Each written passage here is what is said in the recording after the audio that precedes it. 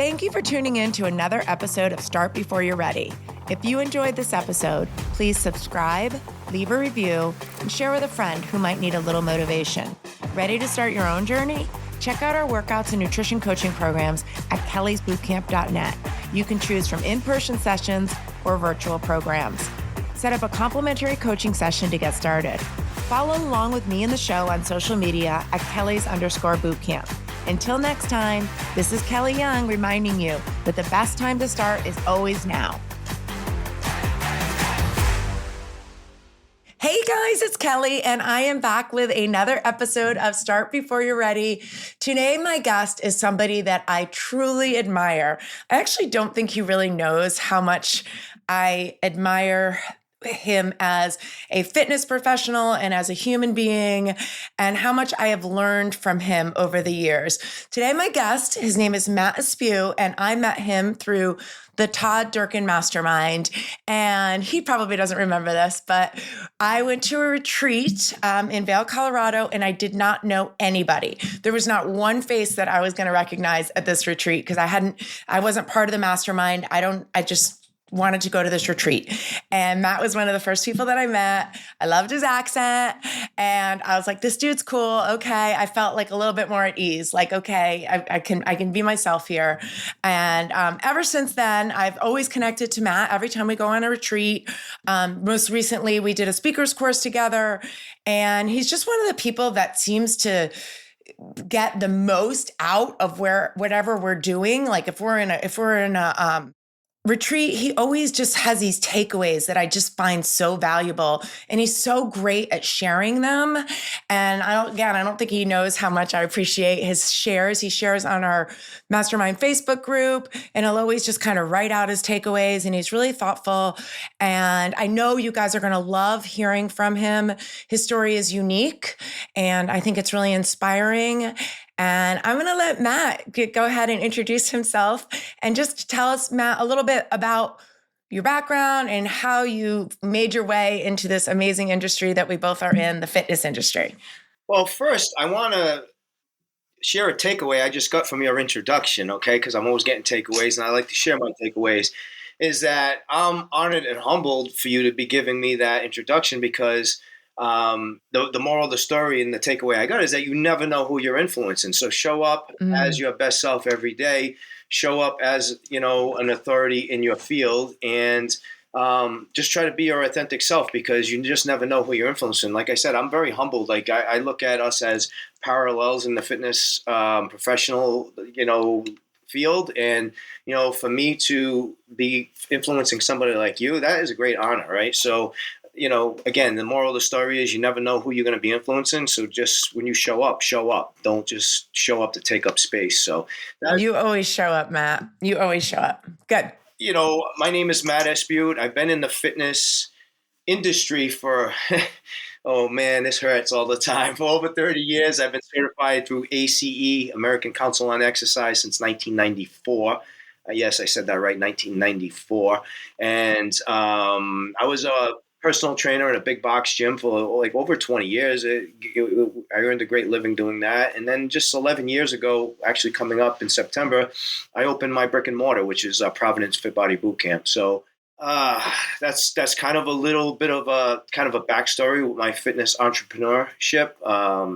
Going from a coach to a fitness owner, obviously it was a big transition in life. And again, every day is a learning experience, and still 11 years in the business, I'm still learning from the likes of people like Kelly, Todd Durkin, and that mastermind group that we surround ourselves with. Yeah. So Matt owns a Fit Body Bootcamp in Providence, Rhode Island. We have some Rhode Island fans here in Virginia. I'm a big Rhode Island fan. One of my best friends lives in Barrington. I think I told you that before. I've been to Rhode Island many a times to visit her and her family.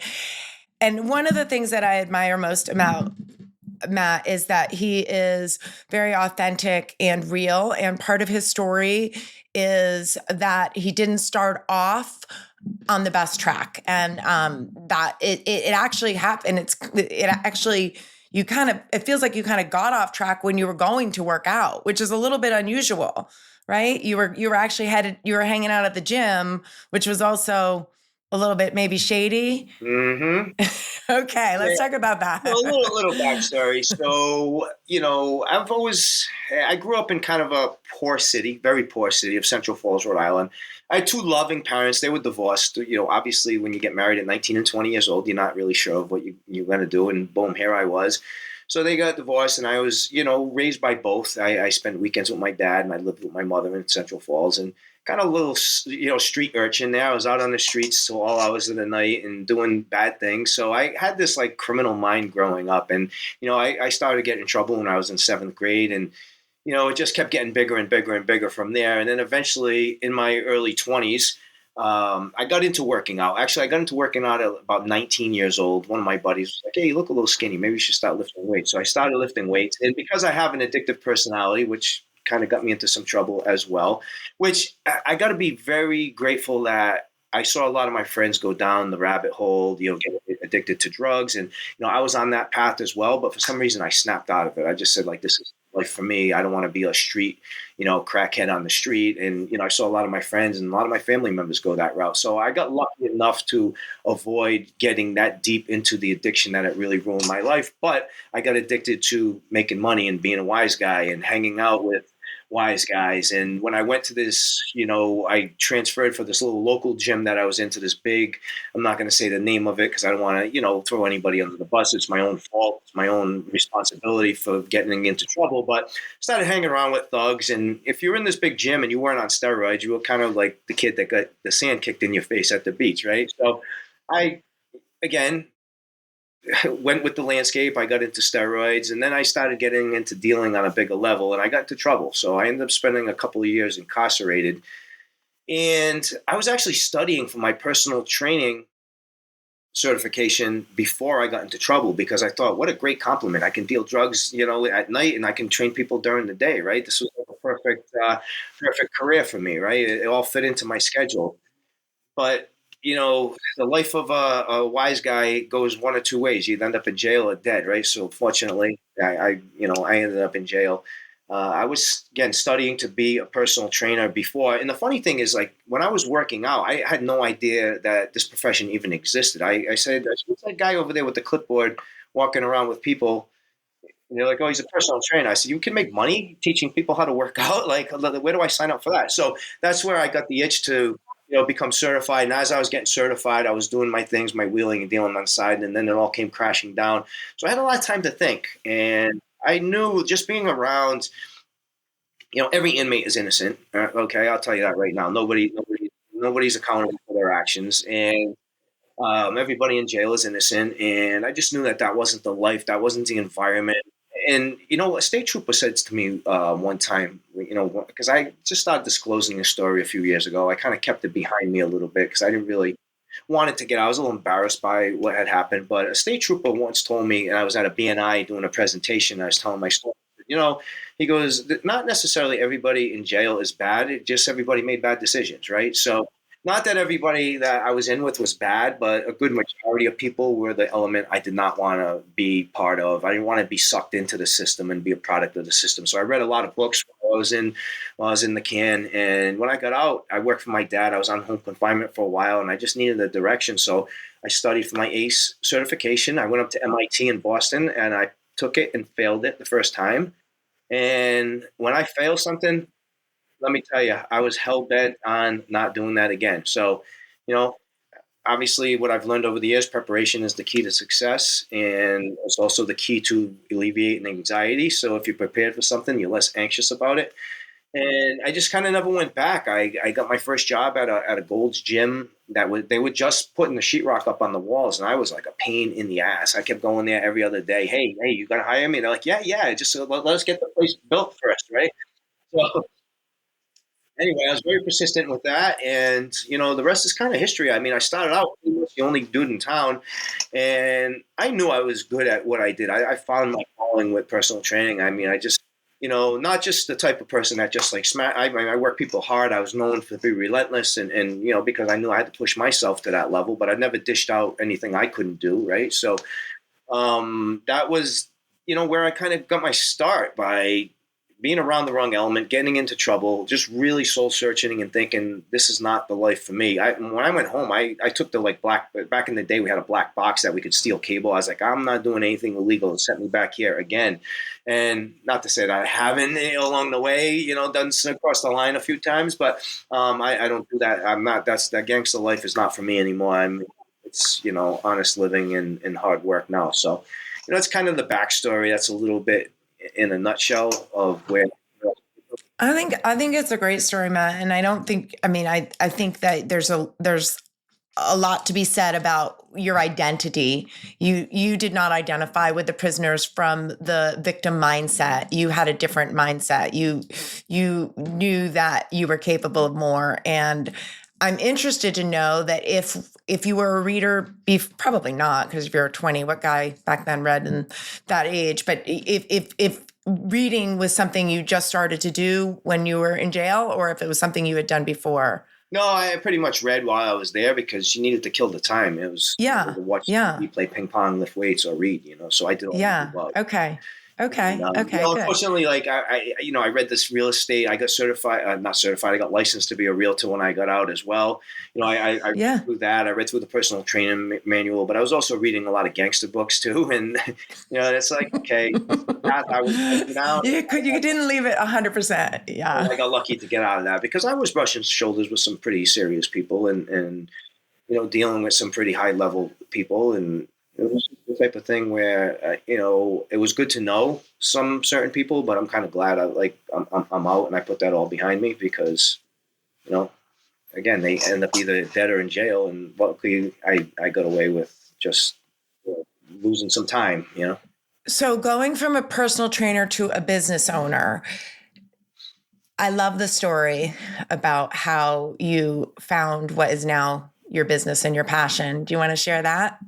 Yeah, it's kind of funny because I just submitted an article to a publication, actually, the Coach 360 there about making that transition from coach to business owner, and it's two different seats. It really is, and I tried being both from the very beginning. I still coach. My passion is coaching. I love being on the floor with my members. I love high fives. I call it shaking hands and kissing babies, right? So as a gym owner, I think it's very important that we do stay connected to our roots and to our clientele. You hear some people like, oh yeah, I don't even go to my gym anymore. It's like, hey, well, it's not like a Subway or a Starbucks where you just, Fit Body Bootcamp is a franchise, by the way. So it's not the type of franchise where it's just plug and play and find some low skilled, help to, make a sandwich or pour a coffee. And again, nothing against that. That's whatever. If that's what you do it well, right? I don't care whether you're a janitor, sandwich maker, coffee maker, or a heart surgeon, right? Whatever you do, you should take some pride and do it well. But in the gym business, you got to have a little bit more than just basic skills, right? So you got to be somewhat of a people pleaser, people person, but you also got to love what you do. You can't just do it as a business, as a job. So making that transition where like I pulled away. COVID actually changed a lot of things for a lot of gyms, right? I mean, you're a brick and mortar owner as well. So that sometimes we needed like a crash and burn to rebuild from the ashes, and I restructured my business from COVID on to the level that it is now. But all along the way, I did not have a business degree. I did not go to school beyond. I did a few college courses here and there. After high school, I went to a community college for a couple of courses and did some classroom stuff. But I don't have an MBA in business, and I didn't know all this stuff. So I went in as a coach, like, hey, if I build it, they'll come because I know a lot of people and I train a lot of people, one-on-one in the box gym. Whereas Fit Body Bootcamp gave me some structure and gave me a foundation. Because if I would just open Matt's Gym at the time, I probably wouldn't be sitting here right now in business because I had no idea of systems and processes and marketing and all the stuff that I've learned over the years. So to answer your question, I kind of went off the path a little bit. As a coach, it's you show up, you coach your clients, you do the workouts, and that's it at the end of the day, right? But as a business owner, you have to know all the skills. You have to run a team. You have to be. I don't even study anything about fitness. Not that I can't learn more about fitness and health and nutrition, but after 30 years, if I don't have a good foundation with that now, then I'm in the wrong game. What I study mostly now is how to be a better leader, right? How to to win friends and influence people, like the book says, and how to, get people to put their best foot forward, right? So I have a really good team of all-star players, and none of them came to me with any experience or any, they had knowledge because they're NASM certified, so they had textbook knowledge, but they didn't have any real practical knowledge.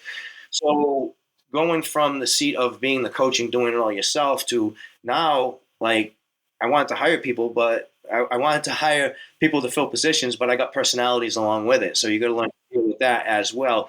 So being an owner, there's like so many other things that go with it. And, I've had other coaches that have worked for me and they're like, yeah, when I first came here, like my intention was to open my own gym. But after seeing how hard you work, man, screw that. I'm not going down that path. I've had several people say that to me because it takes a certain, I want to say personality, a certain level of resilience, a certain bounce back ability to be able to do this, because being in the gym business is not easy. It's not glamorous. It's not, and I say this all the time, Kel. We're not selling pizza. We're not selling ice cream. We're not selling manicures, pedicures, and massages. We're selling something that's hard to do, right? We're telling people, hey, listen, I'll get you in great shape, but you're gonna come sweat your ass off 3 to 5 times a week. You're gonna have to restrict yourself from eating cookies. Like, oh yeah, where do I sign up for that? Like, how many people are jumping to do that, right? Like, yeah, we're gonna be lifting weights, we're gonna be swinging ropes, we're gonna be doing stuff like that. So trying to sell this is hard. You just basically got to learn how to transfer your emotions and get people to really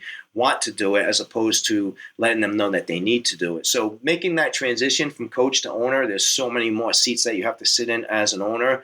It's just like mind blowing. Sometimes I think like, man, I just sort of go work for somebody else and not have all these responsibilities. But I would never trade it for anything in the world. This is the life I chose. But you're more than just an owner, okay? You're selling yourself short in many regards here, Matt.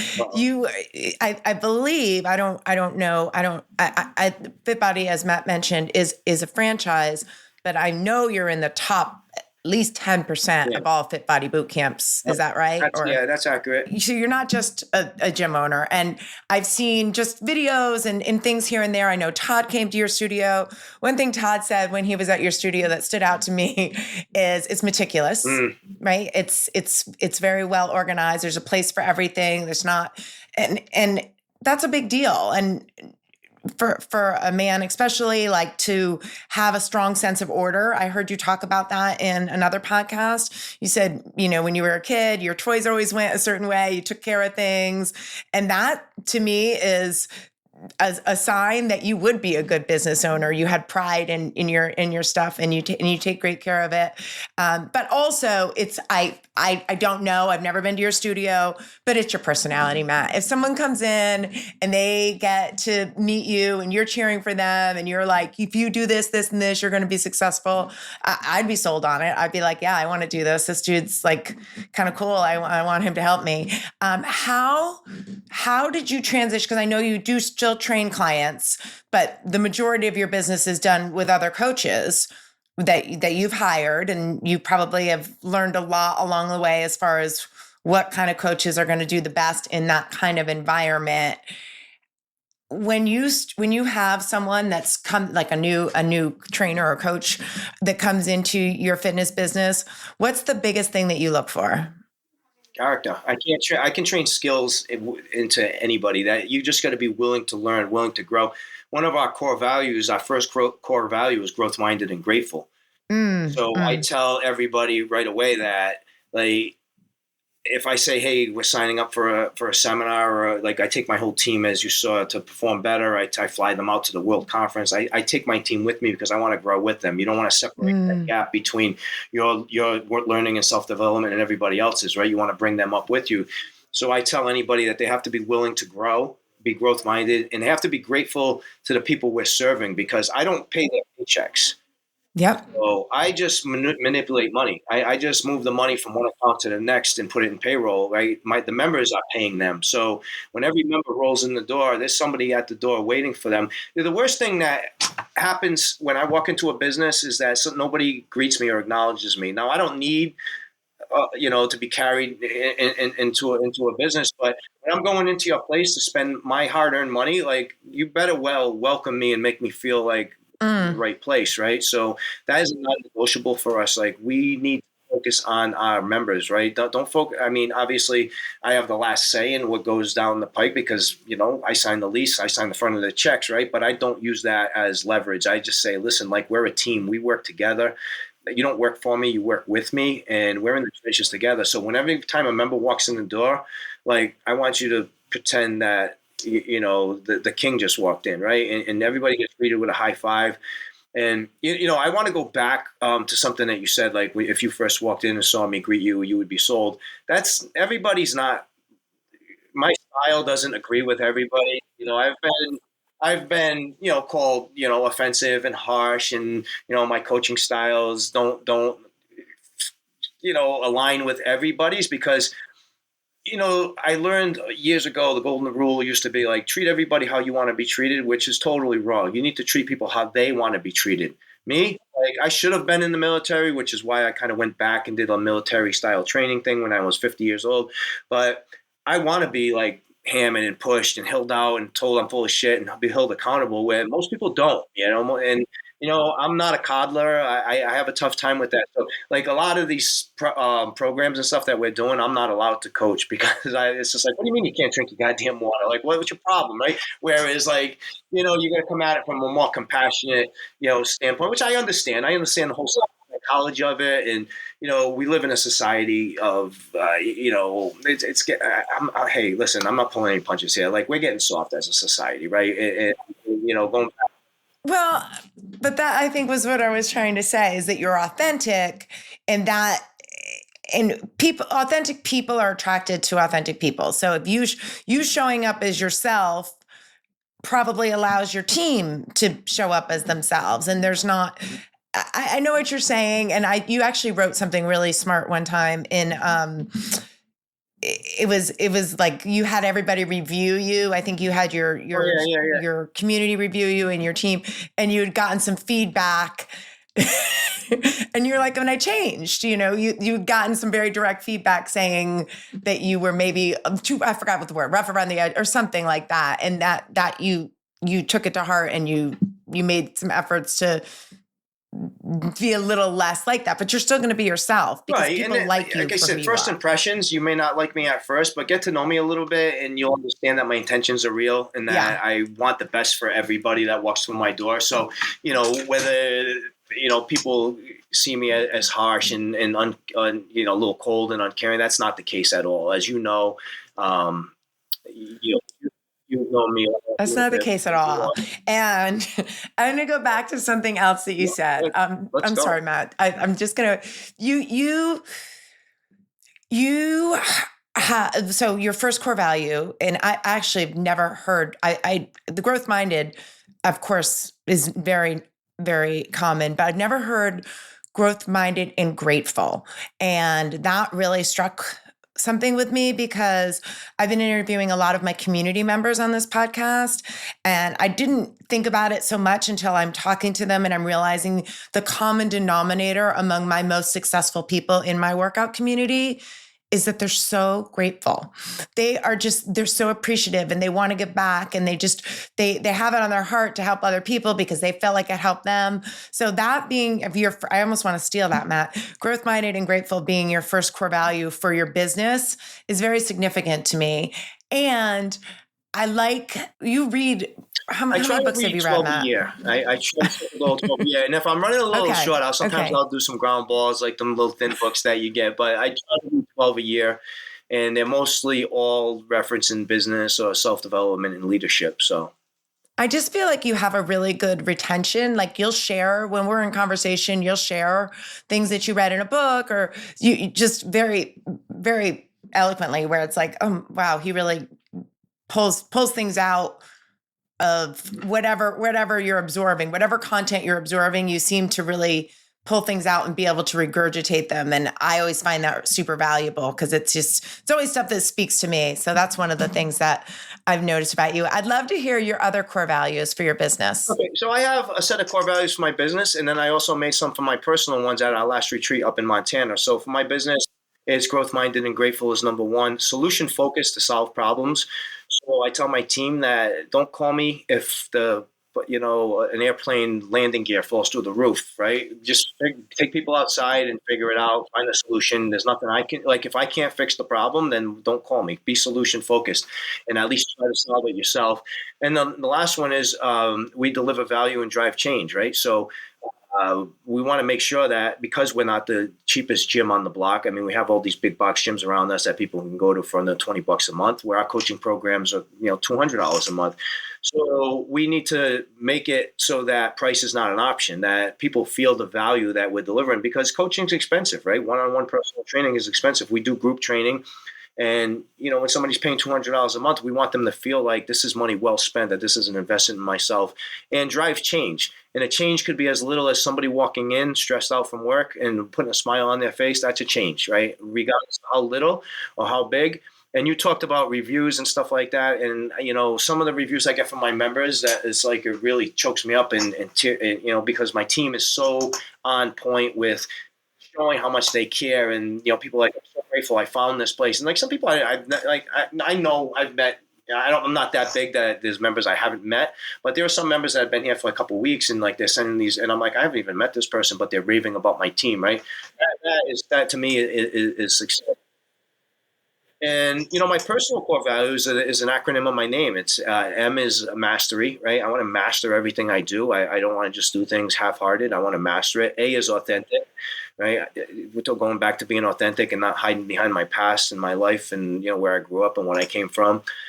T is teachable. Always be teachable and ready to learn. And the last one is tolerant, which is something that I got to work on, right? So a lot of emotional discipline goes into being tolerant, and sometimes the littlest things like get you frazzled and but you gotta be tolerant, and you gotta it's something that's just resonated with me that I've heard is you never know what somebody else has going on in their life, so you gotta be tolerant of people. Like you can't judge somebody till you walk a day in their shoes, right? And just driving down the street the other day, somebody cuts in front of you, and you're like behind the wheel, like watch New England drivers, right? And I'm saying to myself, like, what if that person just came from the hospital and their mother's sick or something like that? Or what if, like, they just found out, their kid has whatever it may be, right? Like, you don't know what they're going through, so like, just be a little tolerant. Don't get me wrong, people. There are a lot of a-holes out there in the world that are just out for themselves, right? WIIFM, what's in it for me, right? There's a lot of people in the world.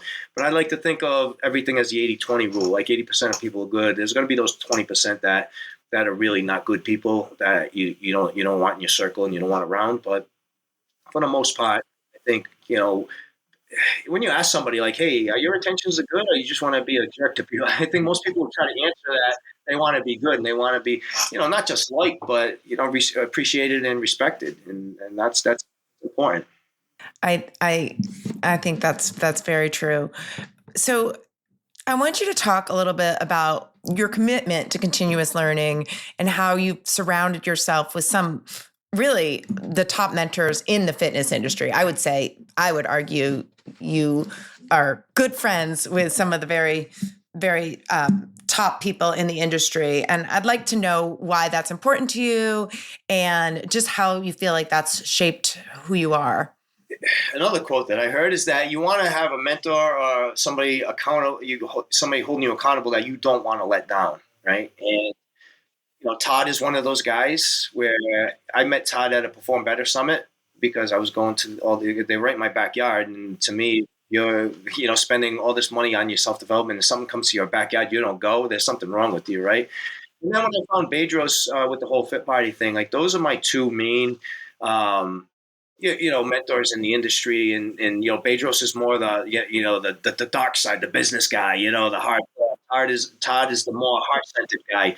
So I feel complete when I go to a Durkin retreat, or I go to a Fit Body retreat, or I'm going to a Bedros event at the end of May, and it's just going to be all bravado, macho, like Navy SEALs, and just like let's leave here and go run through a freaking wall, where God gets you centered and helps you find yourself a little bit more. So I think that balance is very important, and I put a lot of faith in my two mentors that, again, I can call them, both of them, pretty much anytime, or send them a message. I know they're going to get back to me. And, they're likable guys. I mean, I know Bezos has the immigrant edge. He came over as a poor, his parents left communist, where was it? Armenia, and this country, and he struggled. Yeah, but again, something.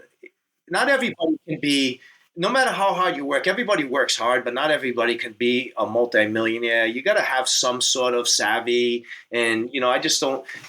Again, I'm not trying to sell myself short or anything like that. I'm a hard worker, and I do see the, big picture, and I do want to be successful and on a monetary level as well. Don't get me wrong, I'm not, but there's just got to be something.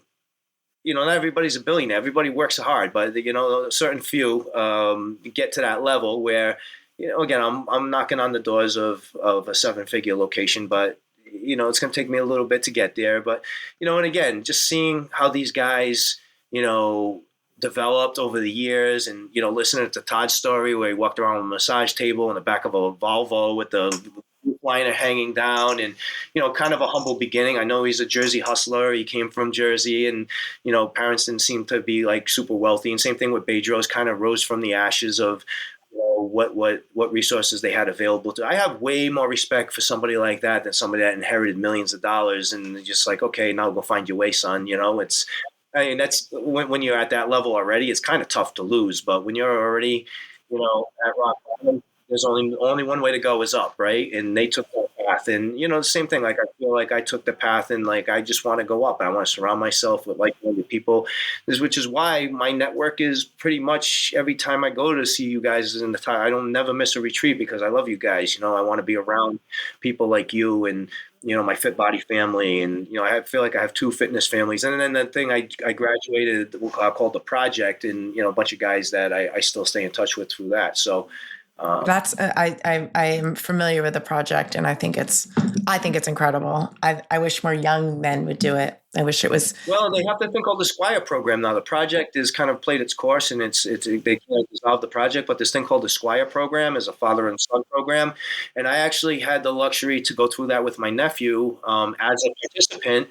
But I also had been an instructor for 2 other ones. So I had gone up to North Carolina and had done one with this Marine guy that bought the license for it, and then also up in Maine, I helped Junior Cadre one of those as well. So that was pretty good seeing it from the outside, and being an instructor too, helping these others that just show up and they're out of shape, and it's just like, come on, man, like this, your kid's looking up to you, right? And you're with a beer belly and gasping for just doing the warm up, right? So as part of it is to and I want to like adopting that like alpha mindset, and it's a bit extreme, but I think there's a place for it, a slightly softer place for it. I'm a fan. I've seen some of the work that's been out there, and I'm personally a fan. I think we have potentially gotten a little bit soft. I'll agree with that. I know that you were recognized by Todd last year with the Foxhole Award, and I was there when you got it. Yeah, that was yours. So yeah, well, and I just remember thinking when you got it, I was like, absolutely, that is the exact person I would want in my Foxhole for a lot of the reasons that we've already talked about. And then this year, we were in Montana, and I was a little surprised to receive the award. But one of the things that stuck in my head was when you got it, and I think there's something to be said for this, I remember thinking to myself, I would love to get that award. I would love to get that award, because that to me means more than anything, for saying like, hey, if I'm in a tough situation, if something's going, this is the person I want next to me. Like, to me, that's a really special award. And the story of the Foxhole Award started off with Larry, who is one of the master coaches in our mastermind. And I think that that's one thing that I just want to make the point of saying in today's podcast is having a coach, having a mentor, I think you said it absolutely best, Matt. This is probably the best definition I've ever heard of a good mentor. Someone I don't want to screw up in front of, someone that I don't want to let down. I think that is really, really powerful. And I feel that way with Todd. I feel that way with a a lot of my students, have become a mentor because I don't want to let my team down. I don't want to let anyone down. So I really was honored to receive that. But Matt, you also received an award in the Fit Body. I remember seeing your speech and really appreciating your speech. Do you want to tell us a little bit about that? Masterminder of the Year award. I received that, and it was basically voted on by the crowd. And listen, I'm with the mastermind like I am with Todd Durkin. You send me a text or send me a DM. You got a question? I'm happy to jump on the phone, and I've learned a lot that way because my philosophy in life is to help the person you once were when you needed the most help, right? So I'm going to stick with that tagline. I think I got that from Ed Milet, but I want to help the person I once was when I needed the most help. And starting my business, I need a lot of help, man. I got on the phone with a lot of owners, right? I still to this day do. There's still people, believe it or not, I'm not in the top 5%. I'm in the top 10, but there are people above me that I get on the phone. I'm like, hey man, like, what are you doing for this? What are you doing for that? So, as a masterminder, I would always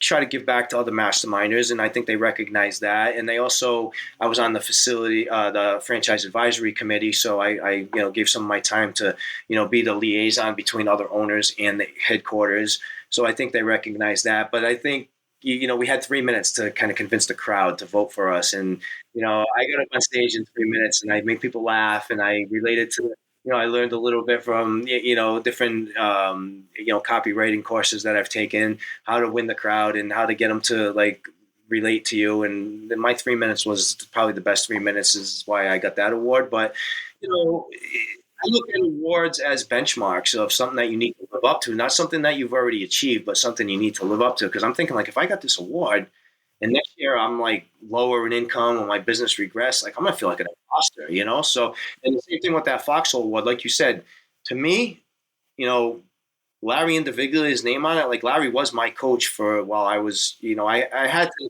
drop down a level to the institute level because I had to jump into the Fit Body Mastermind because it was relative to exactly what I was doing. So, but Larry is my guy. I mean, I love Larry, and Larry helped me, write out my goals every year, achieve my goals, and to have his name and to be honored with an award with his name on it, and that whole Foxhole Award. When one of my buddies said the same thing, he goes, "You can't get a better award than that." And we're number 1 and 2, Kelly, right? So yeah, we're the only two that hold that award to date, right? So that was a big honor.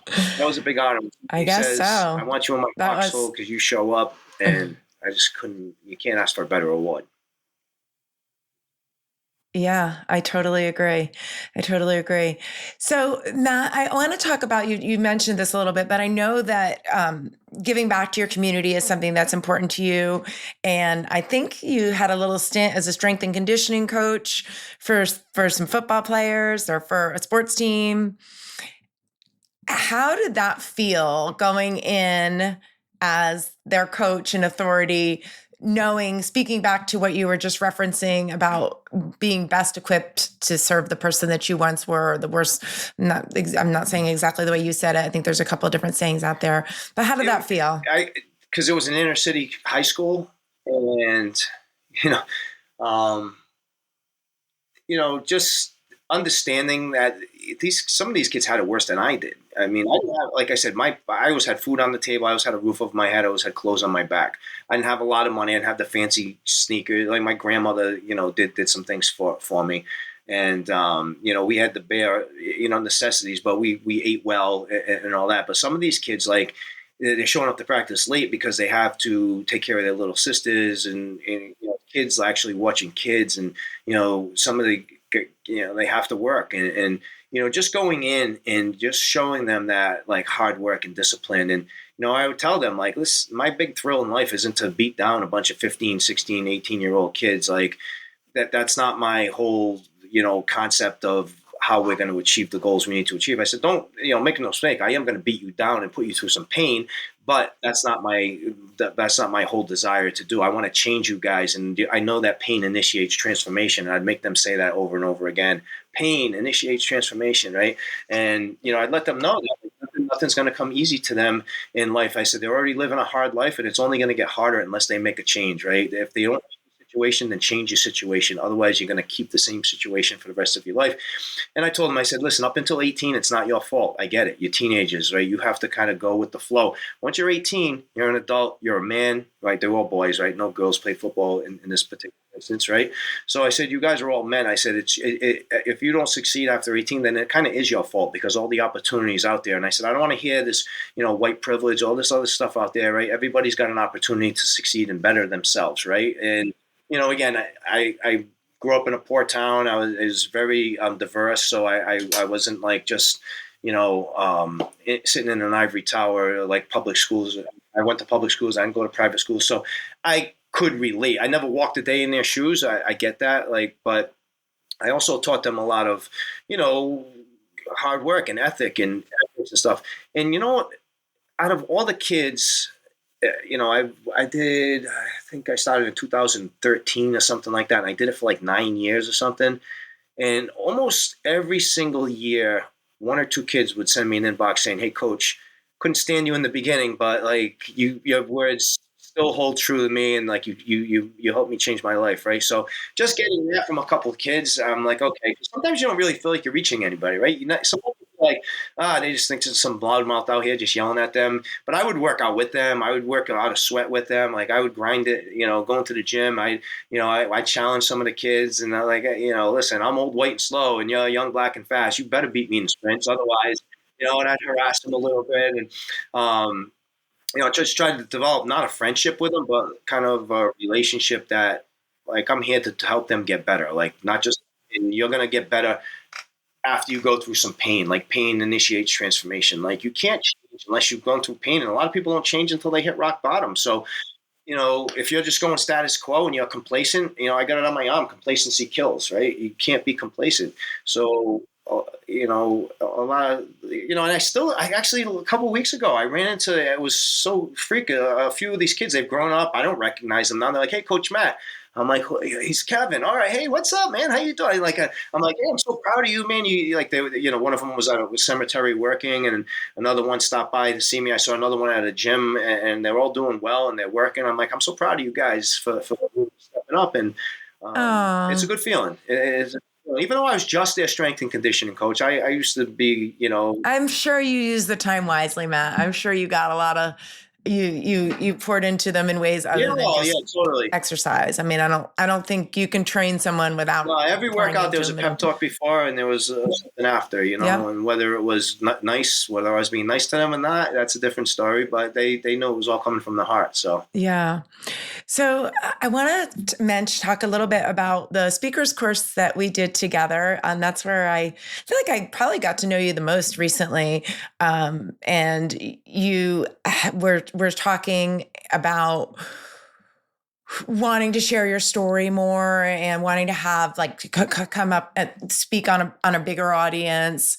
And I'd love, Matt, for you just to tell us a little bit about why. What do you want? What do you want to say? Like, what's the message that you really want to get out there? Why do you think it'd be important for you to speak to a bigger audience? first of all, I want to polish my craft a little bit. I want to resonate with people. I want to obviously avoid saying too many ums and ahs, and So I took the speaker course so I could speak more eloquently with, street thug from Central Falls with an accent. It's that's a harder task to accomplish than you might think. But I also, it's so easy to make excuses. It's so easy to, let past traumas influence how you live today. And, again, I know we need to do the work, right? We need to do the work when, I've been to therapists, I've done all this other stuff. And, but everybody has an opportunity. There's a chance for everybody to succeed if you put the time and effort and energy into it, right? So, you know, it's so easy to say I don't feel like it and not do it. So easy. It's so easy to be like, I don't feel like working out today, and then the next day is easier to miss, and the next day is easier to miss than that. And there's no reason that I can think of that. Again, I know a lot of people have emotional trauma and they let that, physical trauma or whatever trauma in their lives that they let get the best of them. And I don't want to come off as, ignorant, because I know it goes deeper. I know it goes deeper than just do it, than just get off your ass and do it. I know there's more involved in that, but I don't see that. I see that everybody has you set your mind to it, you should be able to get yourself into shape, right? If your knees are hurting and your cholesterol is high, and you know that, but some people don't have that self-worth in life where they're like, I just don't matter, so why am I going to work at it, right? Like, but the message I want to, there's several messages, right? So, gym owners, teach them how to time collapse. What took me 10 years to do, I could have probably done in 5, maybe, if I knew what I know now back then. But hindsight is 20, right? The only way you get experience is through time, trials, and tribulations, right? So you can't say, oh yeah, if I knew what I knew then, time and experience, you can't duplicate that, right? So I want to reach, other gym owners and people getting in the fitness industry and making sure that they know what they're getting into. Number one, not to discourage anybody, but just to kind of, that's going to be I'm going to be actually talking in front of, I don't know if it's public yet, but I got the nod to get on the big stage sometime in August. So I want to talk about the 3 main factors, like kind of like I did. Oh, I'll be there if it's where I think it is. Is it near you in August? No, it's not at people. Oh, No. okay. Okay. But if you remember my 10-minute talk, it was the 3 buckets that you need to be a successful gym owner. And I took that from somebody else, but I'm going to kind of make it my own and tweak it a little bit in my own words, my own terms.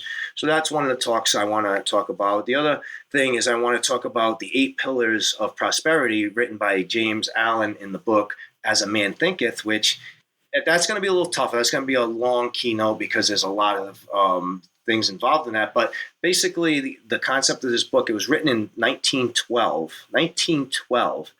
And all these gurus like Dale Carnegie, Napoleon Hill, they learned from this guy and they took notes from this guy. So whatever he talked about then still applies today. And I don't remember the 8 pillars because I haven't gone back. I got to read the book. I've read it already 2 or 3 times, but it's like British and it's kind of a period. So it takes a lot to retain.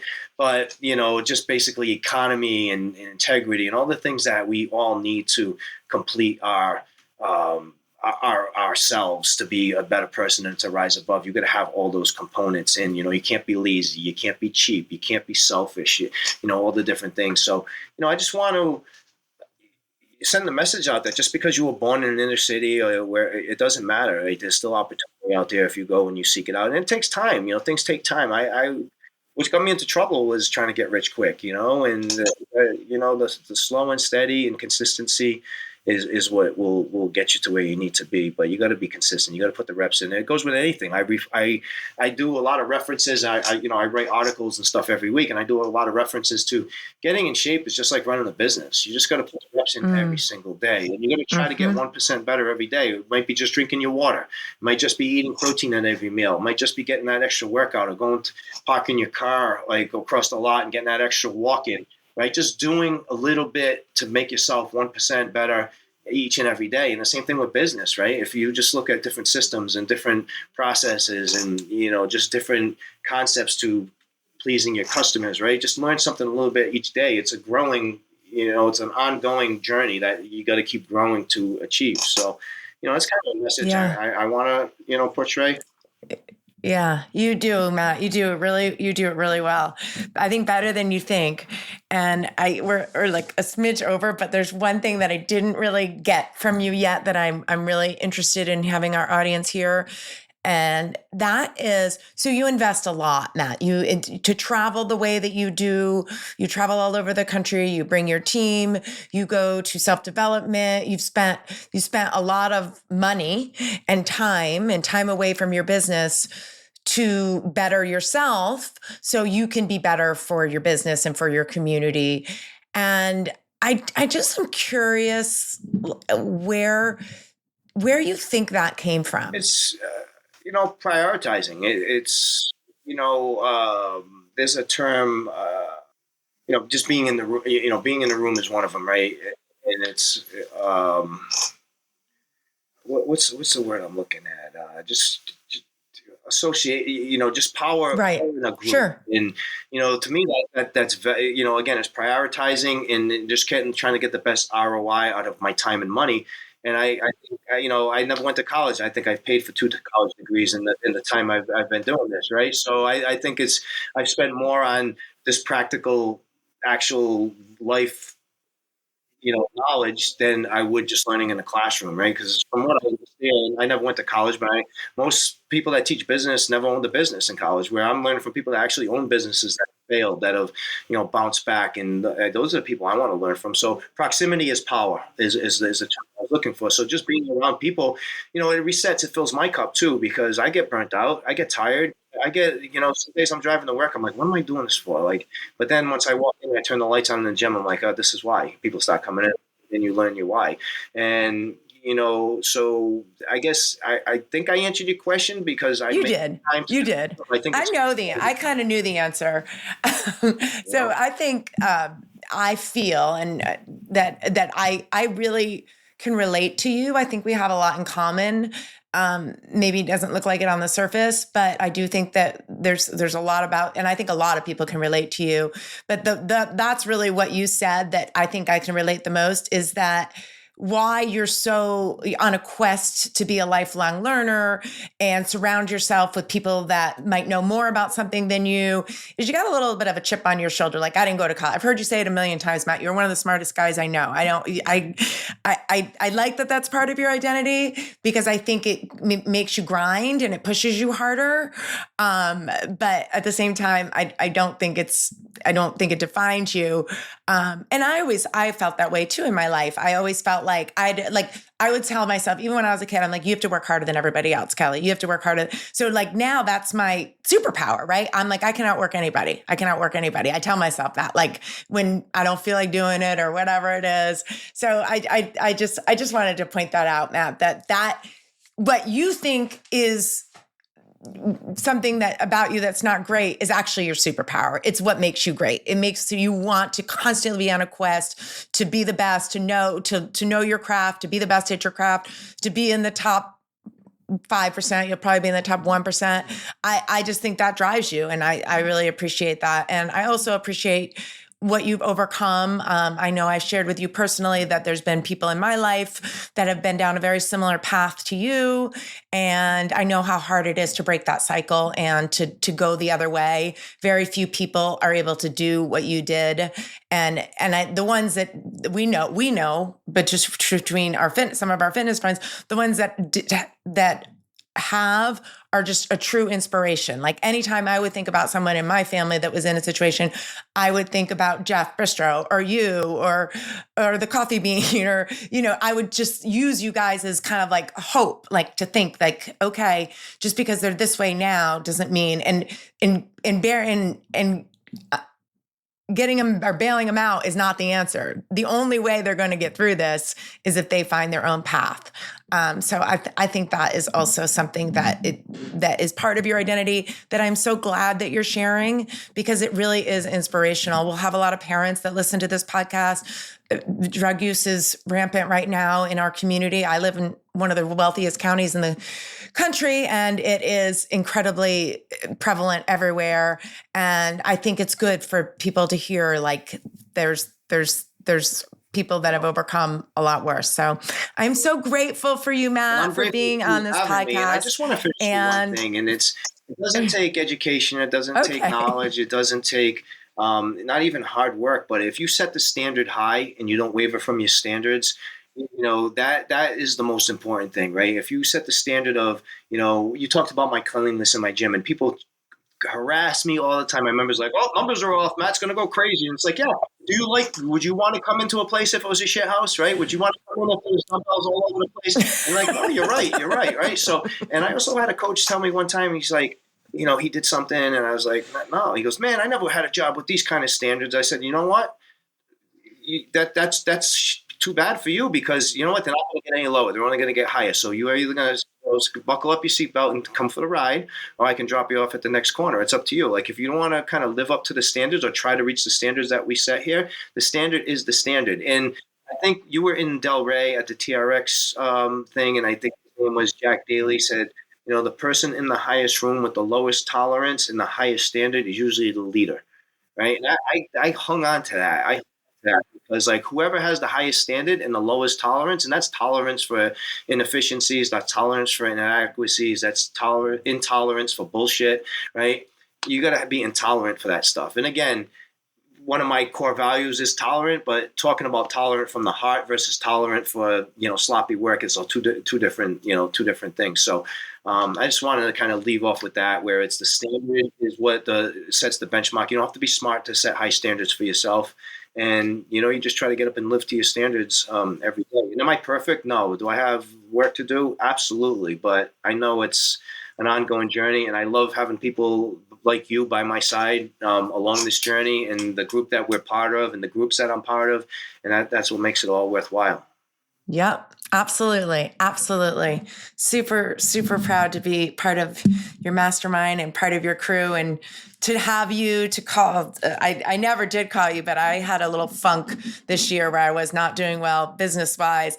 And I was driving and I literally said to myself, I'm going to call Matt, because we had this really powerful conversation in Montana, and you were just really being like, these are the numbers, you need to hit this. And you were just very direct. And I'm like, that's who I need right now. I need Matt to just tell me, like, Kelly, you need to do.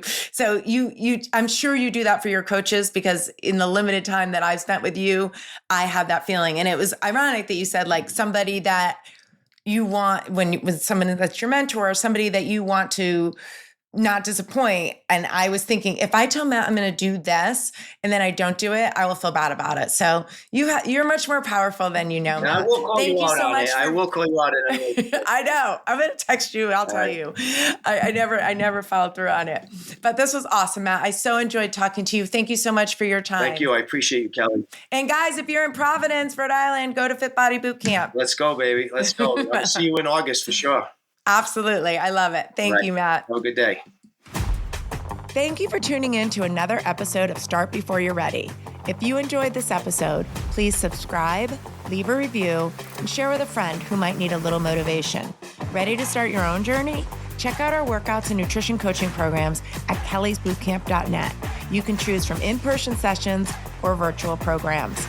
Set up a complimentary coaching session to get started. Follow along with me and the show on social media at Kellys_bootcamp. Until next time, this is Kelly Young reminding you that the best time to start is always now.